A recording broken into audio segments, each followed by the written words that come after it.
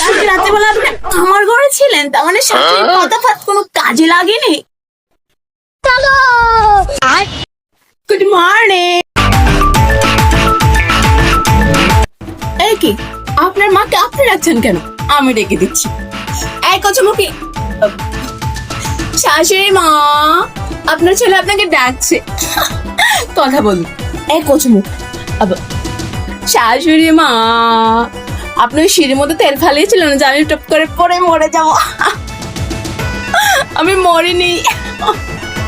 ওই পাশের বাসায় কাকিমণি আছে না, পুটনি কাকিমণি, কাল থেকে আর আসবে না, কারণ ওই তেলের মধ্যে পরে পটল তুলেছে। কুমড়ো বাবু, আপনি কিন্তু ভোর 5টায় উঠতে হবে, কারণ আপনার মা আমাকে বলেছে উঠতে, তাই আপনি উঠবেন। পরে ঘুমালে তো হবে না, উঠে যাবেন কিন্তু। আর আমার কিছু টাকা লাগবে, শপিং করতে যাব। টাটা চলে যায়। আজ আমার মনটাতে তাই পেখম তুইলা না ফেরে।